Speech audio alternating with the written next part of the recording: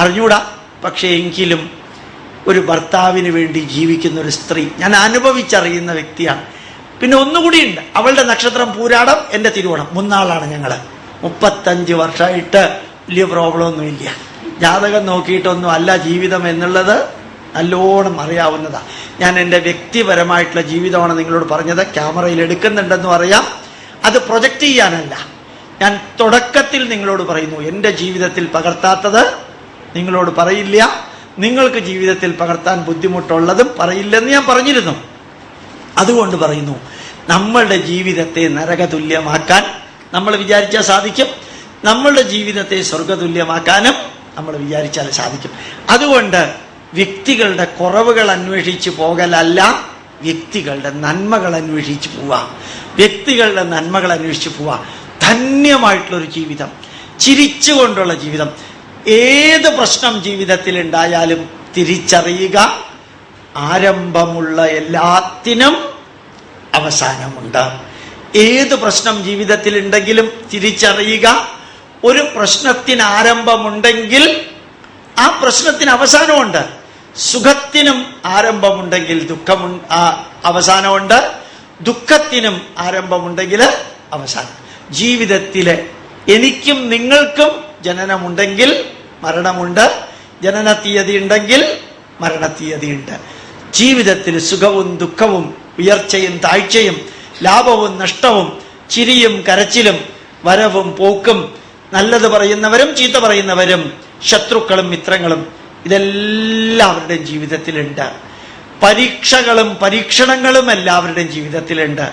ഇതെല്ലാം കണ്ട് ഭയപ്പെട്ട് ജീവിക്കലല്ല, ഇതെല്ലാം അനുഭവിച്ചുകൊണ്ട് ജീവിക്കലാണ് ജീവിതം. ഇതെല്ലാം അനുഭവിച്ചുകൊണ്ട് ജീവിക്കലാണ് ജീവിതം. നല്ലോണം ചിരിക്കാൻ പഠിക്കണം, സന്തോഷത്തോടുകൂടി ജീവിക്കാൻ പഠിക്കണം, ഓരോ മിനിറ്റും ആനന്ദിക്കാൻ പഠിക്കണം. പക്ഷേ ഓർമ്മിക്കുക, ഇന്നലെ ചെയ്തതും ഇന്നലെ പറഞ്ഞതും ഇന്നത്തെ ദുഃഖത്തിന് കാരണമാകരുത്. അർത്ഥം മനസ്സിലായി? ഇന്നലെ ചെയ്തതും ഇന്നലെ പറഞ്ഞതും ഇന്നത്തെ ദുഃഖത്തിന് കാരണമാവരുത്. ഇന്ന് ചെയ്തതും ഇന്ന് പറഞ്ഞതും നാളത്തെ ദുഃഖത്തിന് കാരണമാകാത്ത വിധത്തിൽ ജീവിക്കണം.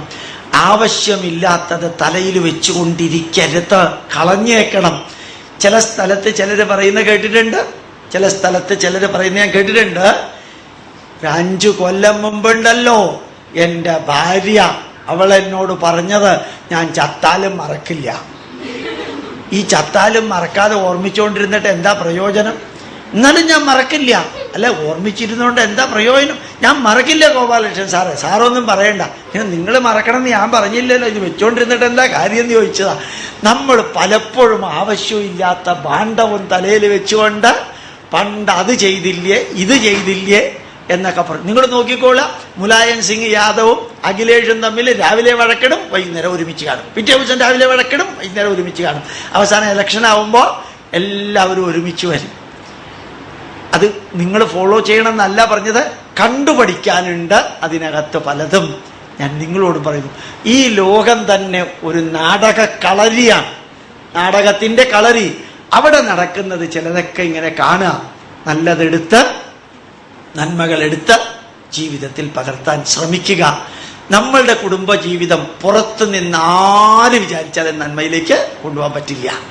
നമ്മളുടെ കുടുംബ ജീവിതം, നമ്മളുടെ വ്യക്തി ജീവിതം, നമ്മൾ സംസാരിക്കുന്ന രീതി, നമ്മളുടെ പെരുമാറ്റം, നമ്മളുടേതായിട്ടുള്ള ബിഹേവിയറൽ പാറ്റേൺ എല്ലാം നന്നാക്കണമെങ്കിൽ ഐ ഒരക്ഷരമേ ഉള്ളൂ, വി 2 അക്ഷരം, യു 3 അക്ഷരം, ദേ 4 അക്ഷരം, ഗ്രൂപ്പ് 5 അക്ഷരം. ഏതാ മാറ്റാൻ എളുപ്പം? ഐ. കാരണം ഒരക്ഷരേ ഉള്ളൂ. ഞാൻ ഐ എന്നുള്ള ഒരക്ഷരം, WE-V 2 അക്ഷരമുണ്ട്. ഒരക്ഷരമുള്ള ഐ മാറ്റാൻ ശ്രമിച്ചാൽ ഈ ലോകത്തിലെ എല്ലാത്തിനെയും മാറ്റാൻ പറ്റും. എനിക്ക് നിങ്ങളെയൊക്കെ പച്ച നിറത്തിൽ കാണണമെങ്കിൽ പച്ച ഡ്രസ് ഇട്ടുകൊണ്ട് നിങ്ങൾ വരികയാണോ എളുപ്പം, ഞാൻ പച്ച ഗ്ലാസ് ഉള്ള ഒരു കണ്ണട വെക്കുകയാണോ എളുപ്പം? പച്ച ഗ്ലാസ് ഉള്ള ഒരു കണ്ണട ഞാൻ വെച്ചാൽ നിങ്ങളെയൊക്കെ പച്ചയായിട്ട് എനിക്ക് കാണാം. അപ്പൊ എന്നിൽ മാറ്റം വരുത്തിയാൽ നിങ്ങളിൽ മാറ്റം വരുത്താൻ എളുപ്പമാണ്. എപ്പോഴും ശ്രമിക്കാം, വാക്കുകൾ പ്രയോഗിക്കുമ്പോൾ വാങ്മേ മധുമത്തമ. നല്ല രീതിയിൽ വാക്കുകൾ പ്രയോഗിക്കാൻ പഠിക്കാം. നല്ല രീതിയിൽ.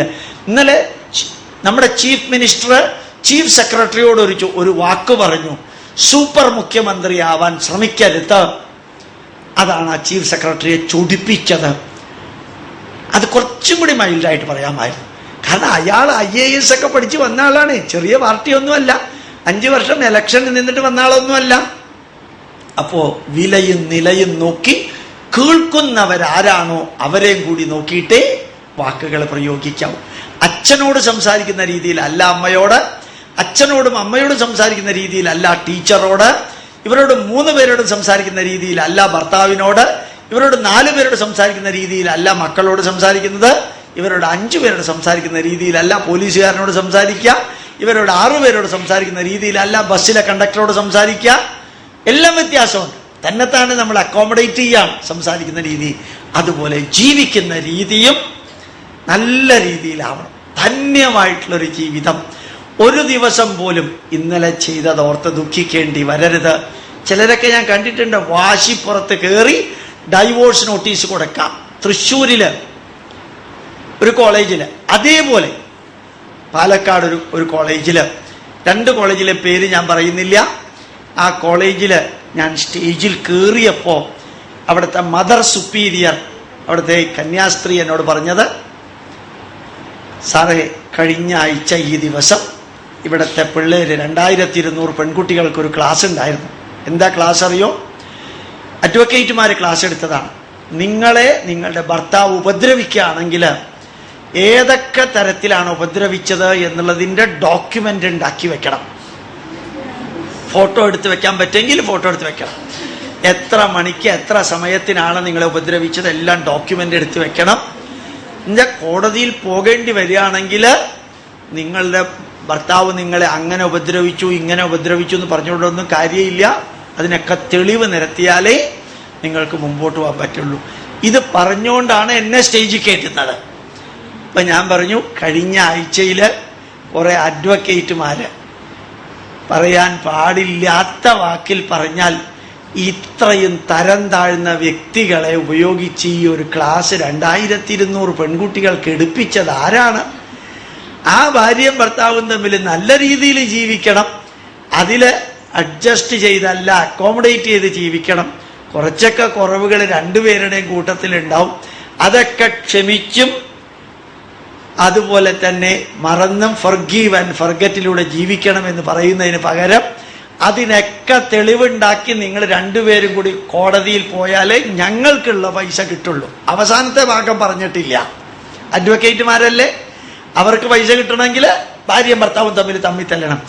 അത് ഈ അഡ്വക്കേറ്റുമാരെ വിളിച്ച് ഇങ്ങനെ ഒരു ക്ലാസ് എടുപ്പിച്ച ആ ടീച്ചേഴ്സിന്റെ അവസ്ഥ എന്താ? പെൺകുട്ടികളുടെ ഭാഗം ചേർന്ന് അവരെ സംരക്ഷിക്കാൻ എന്ന പേരിൽ ഒരു കുടുംബത്തിൽ ധന്യമായി ജീവിക്കേണ്ടതിൽ വിട്ടുവീഴ്ചകള് ചെയ്യണമെന്ന് പറയുന്നതിന് പകരം അതിനൊക്കെ തെളിവെടുത്ത് ഭാര്യയും ഭർത്താവും തമ്മിൽ ജീവിതം ആരംഭിക്കുന്ന നമ്മൾക്ക് അവസാനം വരെ തെളിവുണ്ടാക്കാൻ നടക്കണം. എന്തിനാ? ഭർത്താവ് തല്ലിയതിനും ഭർത്താവ് ചീത്ത പറഞ്ഞതിനും.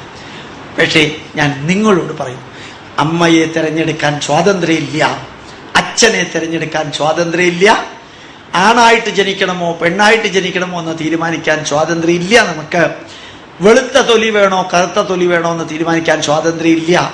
ഏത് വീട്ടിൽ ജനിക്കണമെന്ന് തീരുമാനിക്കാൻ സ്വാതന്ത്ര്യമില്ലാത്ത നമ്മൾക്ക്, നിങ്ങൾക്ക് ഏത് തരത്തിലുള്ള ഭർത്താവിനെ സ്വീകരിക്കണമെന്ന് തീരുമാനിക്കാൻ സ്വാതന്ത്ര്യമുണ്ട്. ഏത് തരത്തിലുള്ള ഭർത്താവിനെ വേണമെന്ന് തീരുമാനിക്കാൻ സ്വാതന്ത്ര്യമുണ്ട്. ആ സ്വാതന്ത്ര്യം ധന്യമായിട്ട് ഉപയോഗിക്കാം. 8 വാക്കുകൾ പറയാം, വേണമെങ്കിൽ എഴുതിയെടുക്കാം. വിദ്യ, നിങ്ങൾക്ക് പ്രയോജനം, ആരെങ്കിലും എഴുതിയെടുത്ത് പിന്നെ അങ്ങോട്ടും ഇങ്ങോട്ട് കൊടുത്താലും മതി. വിദ്യ, 8 വാക്കുകൾ, അത് നിങ്ങൾക്ക് പ്രയോജനപ്പെടും. പ്രത്യേകിച്ച് ശ്രീനാരായണ ഗുരുദേവൻ പറഞ്ഞ വരി കൂടി ആയതുകൊണ്ട് ഒത്തിരി പ്രയോജനപ്പെടും. നിങ്ങൾ വിവാഹം കഴിക്കാത്തവർക്കാണ് ഞാനിപ്പോൾ തരുന്നത്. വിദ്യ, നിങ്ങളുടെ അക്കാഡമിക് ക്വാളിഫിക്കേഷനും നിങ്ങൾക്ക് വരാൻ പോകുന്ന വ്യക്തിയുടെ അക്കാഡമിക് ക്വാളിഫിക്കേഷനും നോക്കിയിട്ടേ കല്യാണം കഴിയും. വിദ്യ, വിത്തം, കുലം, രൂപം, മനം, ശീലം, ആരോഗ്യം, പ്രായം. വിദ്യ, വിത്തം, കുലം, രൂപം, മനം, ശീലം, ആരോഗ്യം, പ്രായം. 8 എണ്ണം. ഒരു 5 മിനിറ്റ് ഇതുകൂടി പറഞ്ഞിട്ട് അവസാനിപ്പിക്കാം. നിങ്ങൾ വിദ്യ, വിത്തം, കുലം, രൂപം, ശീലം, പ്രായം, ആരോഗ്യം. മനസ്സിലായി? നിങ്ങൾ എത്ര വിദ്യാഭ്യാസം ഉണ്ടാണ്? നിങ്ങളുടെ വുഡ് ബി വരന് അല്ലെങ്കിൽ ഭർത്താവാകാൻ പോയി എത്ര വിദ്യാഭ്യാസം ഉണ്ട് അറിയണം. വിത്തം, നിങ്ങളുടെ സാമ്പത്തിക നില, അവരുടെ സാമ്പത്തിക നില, വിദ്യാവിത്തം, നിങ്ങളുടെ ബാക്ക്ഗ്രൗണ്ട്, നിങ്ങൾക്ക് വരാൻ പോകുന്ന ആളുടെ ബാക്ക്ഗ്രൗണ്ട് നല്ലോണം അറിയണം. നിങ്ങൾ ഏത് മതത്തിലുള്ള ആളാവട്ടെ, പെട്ടെന്ന് രൂപം കണ്ട് ചാടി വീഴല്ലേ. അകത്തേക്കാളും സൗന്ദര്യം പുറത്തേക്കാളും സൗന്ദര്യം വേണ്ടത് അകത്താണ്. വിദ്യ, വിത്തം, കുലം എന്ന് വെച്ചാൽ മനസ്സിലായി, ബാക്ക്ഗ്രൗണ്ട്. രൂപം, നിങ്ങളുടെ രൂപം, നിങ്ങൾ മെലിഞ്ഞ ശാലീനമാണെങ്കിൽ അതനുസരിച്ച് യോജിക്കുന്ന ഒരാളെ തിരഞ്ഞെടുക്കാവൂ. സമ്പത്ത് കൂടുതലുണ്ട്. എനിക്കറിയാം, എൻ്റെ ഒരു സുഹൃത്തിന്റെ മകള്, എൻ്റെ ഭാഷയിൽ പറഞ്ഞാല് ഐശ്വര്യലക്ഷ്മിയെ പോലെയുള്ള ഒരു കുട്ടിയെ വിവാഹം കഴിച്ചു കൊടുത്തത് കറുത്ത് ഭീമാകാരനായിട്ടുള്ള ഒരുവന്. എന്താ കൊടുക്കാൻ കാരണം അറിയോ? കൊടുക്കാൻ കാരണം ഈ വീട്ടിലുള്ളവർ മുഴുവനും ഡോക്ടർമാരാണ്. ഒരു 200-300 കോടി രൂപയുടെ സ്വത്തുണ്ട് അവർക്ക്. ഉറപ്പിച്ച് ഏത് പ്രദേശത്തുള്ളവരാന്ന് ഞാൻ പറയണില്ല. 300 കോടി രൂപയുടെ സ്വത്ത് കണ്ടിട്ടാണ് ഈ ഐശ്വര്യപൂർണമായിട്ടുള്ള ഒരു കുട്ടിയെ കയറി അങ്ങേരുടെ മകന് കൊടുത്തത്. രണ്ടും തമ്മില് അജഗജാന്തരണ്ട. ഒരു തരത്തിലും ഞാൻ നിങ്ങളോട് പറഞ്ഞു, അങ്ങനെയുള്ളതിൽ കയറി ചാടി വീഴല്ലേ. സമ്പത്ത് ഇന്നല്ലെങ്കിൽ നാളെ ഉണ്ടാക്കാം നിങ്ങൾക്ക്. പക്ഷേ നിങ്ങളുമായിട്ട് യോജിച്ചു പോകുന്ന, അവരുമായിട്ട് യോജിച്ചു പോകുന്ന ഒരു ജന്മം ഒരിക്കലേ വിവാഹം ഉള്ളൂ. പൂർവാധികം ഭംഗിയായിട്ട് കഴിക്കാൻ പറ്റില്ല. അർത്ഥം മനസ്സിലായി? പൂർവാധികം ഭംഗിയായിട്ടെന്ന് പറഞ്ഞാല് നിരന്തരം കഴിച്ചുകൊണ്ടു പോകാൻ പറ്റുന്നതല്ല വിവാഹം. ഇപ്പൊ വിദ്യ, വിത്തം, കുലം, രൂപം, മനം, ആ വ്യക്തിയുടെ മനസ്സെങ്ങനെയുണ്ടെന്ന് തിരിച്ചറിയുക. നിങ്ങളുടെ മനസ്സ് അങ്ങോട്ടും ഇങ്ങോട്ടും തുറന്നു പറയാം. എൻ്റെ ആഗ്രഹങ്ങൾ എന്ത്, നിങ്ങളുടെ ആഗ്രഹങ്ങൾ എന്ത്. ഇതിനു വേണ്ടി 15 മിനിറ്റ് ചെലവാക്കുന്നത് ജീവിതം മുഴുവനും പ്രയോജനപ്പെടും. വിദ്യ, വിത്തം, കുലം, രൂപം, മനം, ശീലം. നിങ്ങൾ വെജിറ്റേറിയനും മറ്റേ നോൺ വെജിറ്റേറിയനും, അല്ലെങ്കിൽ തിരിച്ചും ആണെങ്കിൽ പ്രശ്നമാണ്. നിങ്ങൾക്ക് ക്രിക്കറ്റ് കളിയേ ഇഷ്ടമല്ല, അയാൾക്ക് ക്രിക്കറ്റ് അല്ലാണ്ട് വേറെ ഒന്നും ഇഷ്ടമല്ല. നേരത്തെ പറയുക, അയാളുടെ ഇഷ്ടം മാറ്റണമെന്നോ നിങ്ങളുടെ ഇഷ്ടം മാറ്റണമെന്നോ അല്ല, പരസ്പരം അറിയുക എന്താണ് ഇഷ്ടാനിഷ്ടങ്ങള്. മനസ്സിലായി? ഒന്നുകൂടി. വിദ്യ, വിത്തം, കുലം, രൂപം, മനം, ശീലം, പ്രായം, ആരോഗ്യം. ജാതകം ചേരുന്നില്ല എന്ന് പറഞ്ഞ് ഏതെങ്കിലും പ്രായക്കാരനെ കയറി കെട്ടല്ലേ. നിങ്ങൾക്ക് യോജിച്ച പ്രായത്തിൽ നിങ്ങൾക്ക് നല്ല രീതിയിൽ, ഞാൻ തുറന്ന മനസ്സോടുകൂടിയാണ് ഞാൻ പറഞ്ഞത്. പക്ഷെ ഞാനിത് പറയുമ്പോൾ, ഈ 8 പൊരുത്തം പറയുമ്പോൾ നിങ്ങളുടെ മുഖത്ത് ഇത്ര സീരിയസ് ആയിട്ടുള്ള ഒരു ലുക്ക് ഉണ്ടാവുമെന്ന് ഞാൻ പ്രതീക്ഷിച്ചില്ല. നന്നായി. അതാണ് വേണ്ടത്. ഈ കാര്യം പറയുമ്പോൾ പലപ്പോഴും പലരും ചിരിക്കുകയാണ്. ചിരിക്കാത്ത, ഇപ്പൊ ഞാൻ പറഞ്ഞപ്പോഴാണ് നിങ്ങൾ ചിരിച്ചത്, നേരത്തെ ചിരിച്ചില്ല. അത് നിങ്ങളുടെ മനസ്സിന്റെ മഹത്വമാണ്. അറിയണം, നിങ്ങളുടെ ജീവിതം തീരുമാനിക്കുന്നത് നിങ്ങളാണ്. അച്ഛന്റെയും അമ്മയുടെയും അനുഗ്രഹം അത് തീർച്ചയായിട്ടും വേണം.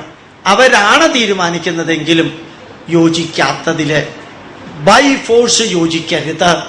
എല്ലാ നന്മകളും ഉണ്ടാവും. എല്ലാ നന്മകളോടും കൂടി നമ്മളുടെ ജീവിതത്തിലെ പാർട്ട്ണറെ തിരഞ്ഞെടുക്കുമ്പോൾ ഓർമ്മിക്കുക, അമ്മയും അച്ഛനും പെർമനന്റ് ആയിട്ട് നിങ്ങളുടെ കൂട്ടത്തിലില്ല. കുറെ കഴിയുമ്പോൾ അവർ യാത്രയായിട്ട് പോകും. ബാക്കി ജീവിതം നിങ്ങളുടേതാണ്. അതുകൊണ്ട് വഴിയെ കൂടെ പോകുന്നവൻ ഒരു കണ്ണടച്ച് സൈറ്റ് അടിച്ചിട്ട് അവനോട് നിങ്ങൾക്ക് ഇഷ്ടം തോന്നിയിട്ട് പോയി കെട്ടല്ലേ. ആണുങ്ങൾ പലപ്പോഴും അവനവന്റെ കാര്യം നോക്കാൻ പറ്റിയവരാണ്. അറിഞ്ഞുകൊണ്ട് ഞാൻ പറയുന്ന വാക്കുകളാണ്, വിമർശിച്ചുകൊണ്ട് പറയുന്നതല്ല. ലോകത്തിലെ ഏത് പുരുഷ മൃഗവും, മനുഷ്യനല്ല ഞാൻ പറഞ്ഞത്, ഏത് മെയിൽ ആനിമലും സ്ത്രീയിൽ നിന്ന് ശാരീരിക സുഖത്തിനാണ് ആദ്യം പ്രാധാന്യം കൊടുക്കുക. സ്ത്രീ എന്നും പുരുഷനിൽ നിന്ന് മാനസിക സുരക്ഷയ്ക്കാണ് പ്രാധാന്യം കൊടുക്കുക. സ്ത്രീ പുരുഷനിൽ നിന്ന് മാനസിക സുരക്ഷയ്ക്ക് കൊടുക്കുമ്പോൾ പുരുഷൻ മിക്കവാറും സൗന്ദര്യത്തിൽ എക്സ്റ്റേണൽ ആണ് നോക്കുക. ഇത് ഞാൻ പറഞ്ഞത് നിങ്ങൾക്ക് മനസ്സിലായാലും ഇല്ലെങ്കിലും എനിക്ക് വിരോധമില്ല.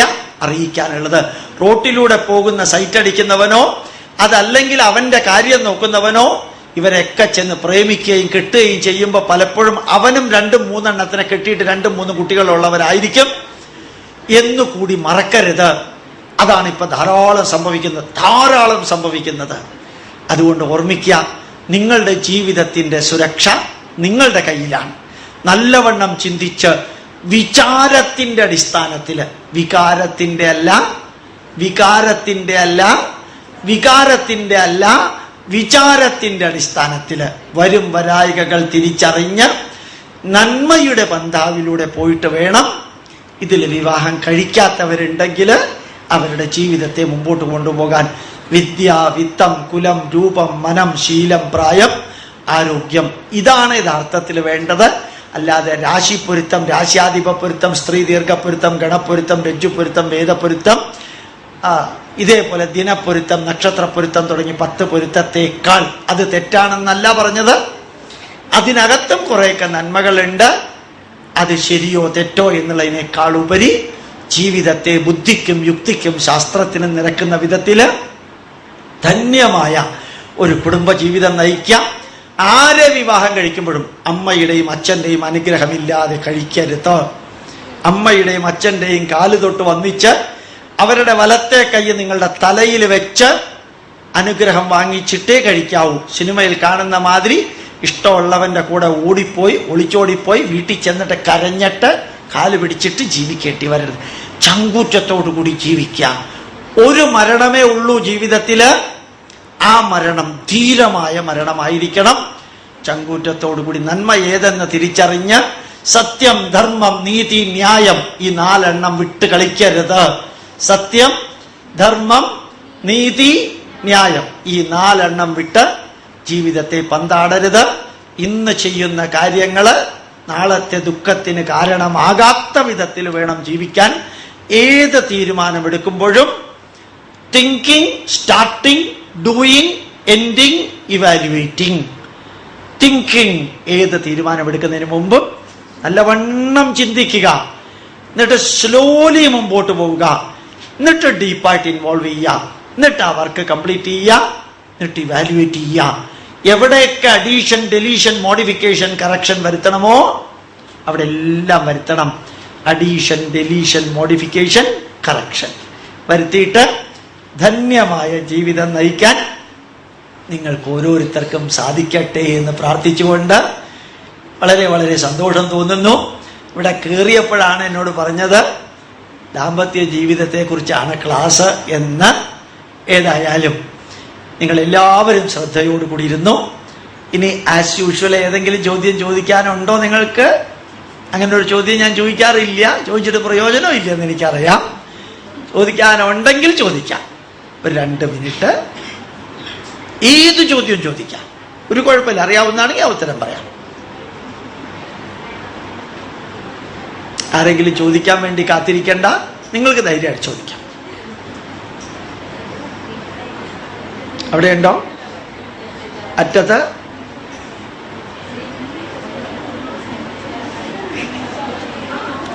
ഏതായാലും ഒരു 10-15 മിനിറ്റ് ഞാനിവിടെ ഉണ്ടാവും. ഇവിടെ കുറച്ച് ബുക്സും CD-യും താഴെ വെച്ചിട്ടുണ്ടെന്ന് തോന്നുന്നു. വേണമെന്നുള്ളവർക്ക് അതെടുക്കാം. അതിന് ഫ്രീ അല്ല, പൈസയുണ്ട്. അത് പാക്ക് ചെയ്യുന്നവരെ ഞാൻ പുറത്തുണ്ടാവും. എന്തെങ്കിലും ചോദിക്കാനുണ്ടെങ്കിൽ നിങ്ങൾക്ക് ചോദിക്കാമെന്ന് പറഞ്ഞുകൊണ്ട് ധന്യമായ ഈ ഒരു ക്ലാസ്സിൽ നിങ്ങളുടെ മുമ്പിൽ വന്ന് ഇങ്ങനെ ഒരു വിഷയം സമർപ്പിക്കാൻ സാധിച്ചതിൽ സന്തോഷമുണ്ട്. ഇന്ന് മുതൽക്ക് നമ്മുടെ ജീവിതത്തിൽ കുറേ മാറ്റം ഉണ്ടാവട്ടെ.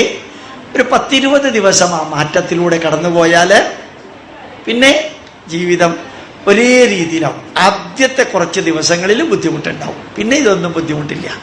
പക്ഷെ ഓർമ്മിക്കുക, അമ്മയ്ക്കും അച്ഛനും നിങ്ങളോട് എങ്ങനെ വേണമെങ്കിലും പെരുമാറാൻ സ്വാതന്ത്ര്യമുണ്ട്. നിങ്ങൾക്ക് തിരിച്ചെങ്ങനെ വേണമെങ്കിലും പെരുമാറാൻ സ്വാതന്ത്ര്യമില്ല. അർത്ഥം മനസ്സിലായോ? അവരാണ് നിങ്ങളെ ഭൂമിയിലേക്ക് കൊണ്ടുവന്നത്. ആ റെസ്പെക്റ്റ് അവരോട് കൊടുത്തു വേണം ജീവിക്കാൻ എന്നുകൂടി പറഞ്ഞുകൊണ്ട് ഈശ്വരന്മാരും ജഗതീശ്വരനും നിങ്ങൾക്ക് നൽകട്ടെ എന്ന് പ്രാർത്ഥിച്ചുകൊണ്ട് ഓരോ പ്രാവശ്യം ഞാൻ ഇവിടെ വരുമ്പോഴും IT കേരളയിലെ സൗകര്യങ്ങളും സംവിധാനങ്ങളും നിരന്തരം വർദ്ധിക്കുന്നതായിട്ടും കൂടുന്നതായിട്ടും കാണാറുണ്ട്. വളരെ സന്തോഷമുണ്ട്. എത്ര ഉജ്ജ്വലമായിട്ടുള്ള കമ്പ്യൂട്ടർ സെറ്റപ്പ്, ഇത്രയും വിദ്യാർത്ഥികൾ പഠിക്കാൻ, എയർ കണ്ടീഷൻ ചെയ്ത മുറി, വളരെ നിസാരമായ രീതിയിൽ തുടങ്ങി കൃത്യം എന്നും എന്നും എന്നും നന്മയിലേക്ക് എത്തട്ടെ എന്ന് പ്രാർത്ഥിച്ചുകൊണ്ട് ഇതിന്റെ പ്രിൻസിപ്പാളും ഓണറും സുഖമില്ലാതെ കിടക്കുകയാണ്. അപ്പോൾ അദ്ദേഹത്തിന് തീരെ വയ്യ, സൗകര്യമുണ്ടായിരുന്നെങ്കിൽ വന്നേനെ എന്നറിയിച്ചു. ഏതായാലും അദ്ദേഹത്തെ ജീവിതം ഉണ്ടാവട്ടെ എന്ന് പ്രാർത്ഥിക്കുന്നു. പ്രണാമം, പ്രണാമം, പ്രണാമം.